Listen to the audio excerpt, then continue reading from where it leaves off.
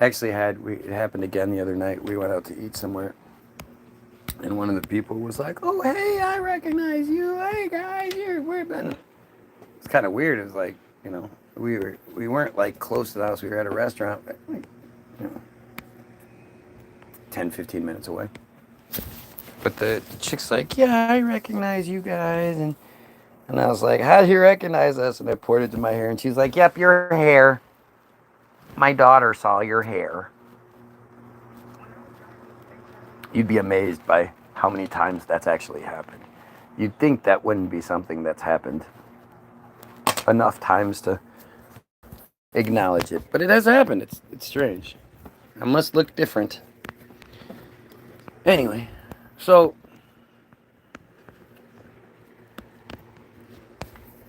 my rich friend, uh,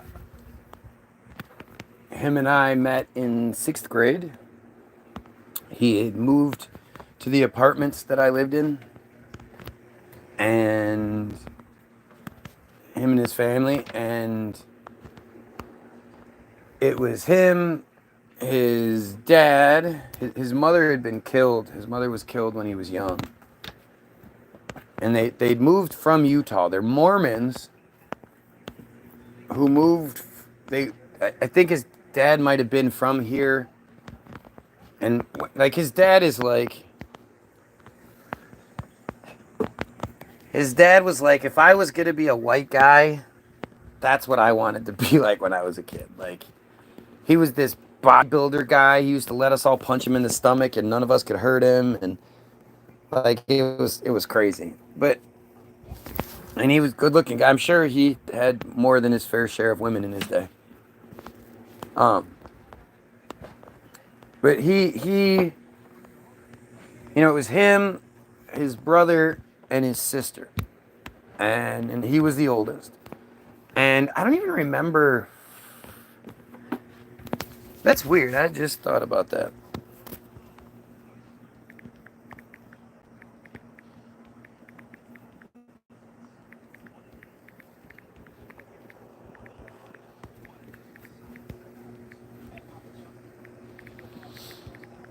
Um,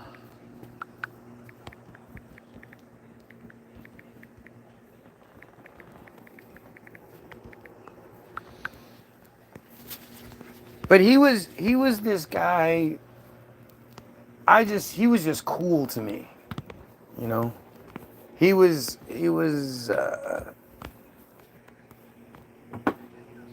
Hello, hello. he was Not much. How are you? Good. he would dance. It was too much to text. That's what I need. He knew all the dance moves. Like in 6th grade, I I think he had said he had done everything but have sex. Like he was just the coolest kid to me. He had an earring. I got my ear pierced because he had his ear pierced. Like he's one of the most influential people in my life.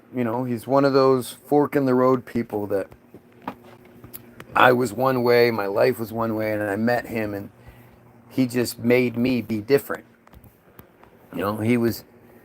He was the coolest kid in our grade. All the girls liked him, and he wasn't even like the best looking guy. Like he was a decent looking guy, but he wasn't like Brad Pitt or anything. And but he was just cool. And him and I were buds. Like we just it was all like 6th grade year we were buds. But there was a maturity divide between us. He was much more mature than I was. So he was gravitating in different directions than I was. And well, we were still buds. And when where I lived got rezoned. So over the summer, or going into at the end of 6th grade, going into 7th grade, we had a choice whether we wanted to continue to go to the one school or go to a different school. And I, me and like there was a few of us, 4 or 5. Like I think growing up where I grew up, when I grew up, really made for a pretty amazing childhood. But it's a whole different story. But he decided to stay at the school, and I went to the different school. And then I ended up moving shortly after, like 8 months later, to an apartment closer to the school I was going to, and like it just we drifted apart. And then when Facebook became a thing a few years back, I stumbled across his page somehow, and I was shocked. Like, he's got pictures of him like on a boat in Utah. Like he's done very well for his life at that point. And I was just like, holy shit. And initially he had done well with his life through like internet gambling site. He was really good with computers. And then got sued for like $100 million and by the government, and had to rebuild himself. And him and his wife rebuilt themselves using doTERRA, and became, you know, some of the highest ranking people in doTERRA. And by that point, we had sort of started talking, but I mean, you know, from a business perspective, he did the right thing. Like, from that business perspective, reaching out and signing us up and bringing us into doTERRA was a smart thing from a business perspective, and it changed our lives. You know, if it weren't for doTERRA, like, literally, our lives would be so much different. We would, you know, we have so many doTERRA products in our house, and you know, it's another one of those fork in the road sort of things in my life, where my life went in a different direction. But this guy is a multi-millionaire, and him and his wife, his ex-wife now, made a lot of money and continue to make a lot of money in doTERRA. And a few years ago now, him and his wife got a divorce, amicable divorce. And he, you know, since he's just been enjoying his life, he lives a really amazing James Bond kind of life. And honestly, I don't know where he still gets his money from. Like, he told me he gave her the business, so I don't know. I don't know. Could be legal, could be illegal. He could be a cartel member for all I know at this point. I don't know. I think he is. But him and I are, you know, he's an intellectual type of guy, and every few months, 6 months or so, we sit on the phone for a couple hours, and you know, we talk about a lot of this stuff, about the Jews, and about, you know, Tartaria, and just all these things, and he's like borderline conspiracy theorist, and yet, you know, I think, being a witness to my life and what I've experienced, he wants nothing to do with that. He likes his life. He likes, you know, going to Mexico, and, you know, on a whim, and having his own fucking condo in Mexico that's always there for him, and he's always hanging out. Like, he I'm telling you, dude lives an amazing life. And so, you know, him and I are talking, and we've been talking about, and he says, you know, the reason I like talking to you is you make me think about shit I normally don't think about, and, you know, blah, blah, blah, and he's saying, you know, he asked me, like, I don't understand, what is the whole anti-Semitism thing about? And I explained to him about how, you know, Semitism is a thing that anti-Semitism opposes. And so much so that in 2021, the Jews changed the spelling of it so that from anti, A-N-T-I hyphen capital S-E-M-I-T-I-S-M to just A-N-T-I-S-E-M-I-T-I-S-M. And their stated reason was that they didn't want people thinking that Semitism was a thing that anti-Semitism was against, which it absolutely is. And when you look up the words and you find out the definitions of the words, you see it for yourself. It's no theory here, no conspiracy theory here. And I could hear it in his voice, and he's like, man, like, I agree with you, but I just don't want to talk about it. I just don't want to talk about it anymore. And I could hear he was bothered by the way he was feeling. And I was asking him, like, why do you think feeling this way? And he said, well, I believe that we're all equal, and I hate to single out one group of people like that. And I said, I've repeatedly said that I'm the same. I believe everybody's equal too. And my thing is, if you renounce Judaism as the nasty, disgusting, horrible cult that it is, I'm not going to discriminate against you because you were born this way. That's the difference here. This isn't a racist sort of conversation. This is an idea. This is revolutionary in that we are going against an idea, not a people, not a race of people. And I said, you should be proud, man. This is where you should be proud of your anti-Semitism.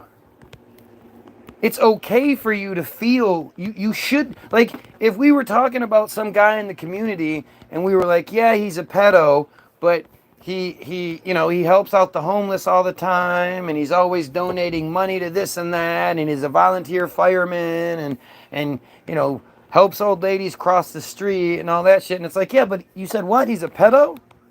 Fucking kill him. I don't give a shit what else he does. Kill him. He's a pedo. And you wouldn't have a problem with that. And what we're talking about when we're talking about Israel is yeah, we are all people, but this one group of people thinks it's okay to slaughter as many other people as they want to. They deem themselves superior and demand Semitism. You should be proud to oppose that. Why? What is the hang up there? And you could hear there's this struggle inside him because, again, he keeps saying, I know you're right. I know what you're saying is right, but he doesn't like the way it makes him feel. And I was like, dude, but you don't think that way about Muslims or Christians, Mormons. You're Mormon. We can talk shit about Mormons. You're not going to get that upset. I'm not even talking shit about them necessarily. I'm not saying, oh, this is a goofy belief, that's a goofy belief, blah, blah, blah. I'm saying their whole thing is awful. The whole thing. At one point he asked me, so what do you think? Is Kamala black or what? And I was like, dude, I couldn't care less. That is the dumbest sort of distraction bullshit I've heard in a long time.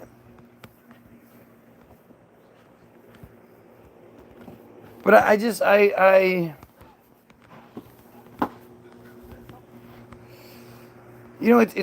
strange how difficult this always is. This is a smart man. This is a guy who's done very well for himself. And I was telling him, that's the thing that what you're going through is what I'm literally struggling with right now.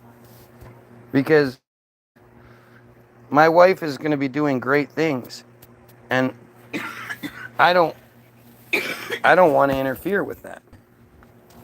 And I'm thinking I'm probably going to have to retire from what I do, but I don't know how to.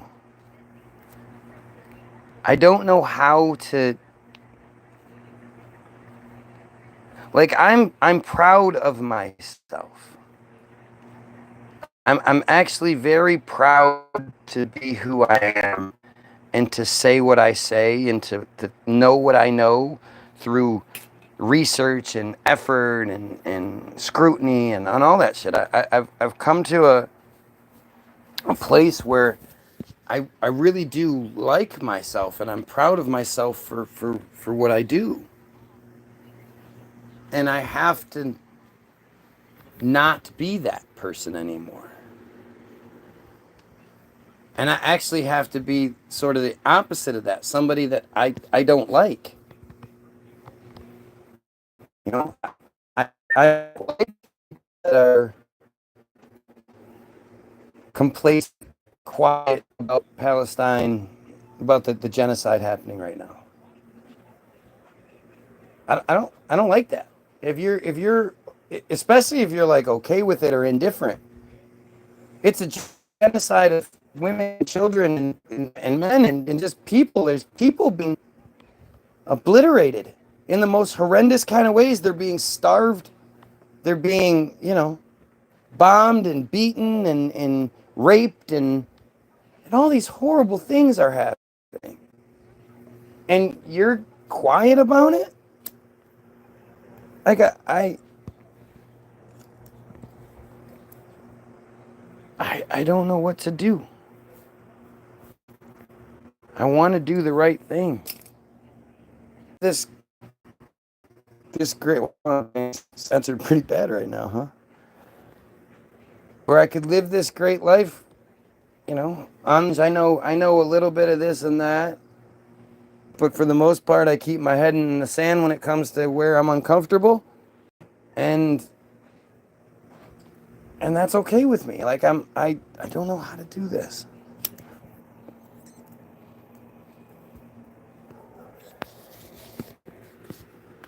And I don't have anybody to talk to about it, because it's fucking, it's kind of a unique situation. And I'm really struggling with it. I know what I have to do. I just don't like it. And I worry about my own mental well-being and who I'm going to be because of it. And at the end of the day, I guess it comes down to what's best for my kids.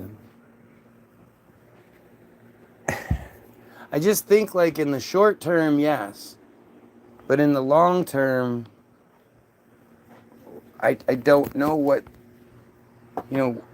the future holds. The future that seems around the corner is pretty dystopian, and that's what I'm trying to prevent. I'm trying to make life better for all of us. And I don't know. So basically, enjoy these last videos that you're seeing, because they're probably going to be the last ones for a long time, if not ever. So I don't know when the actual retirement is going to happen, but it will be soon. Hey, Israel and Israeli trolls, you guys get your way. Pedophile, still kill yourself.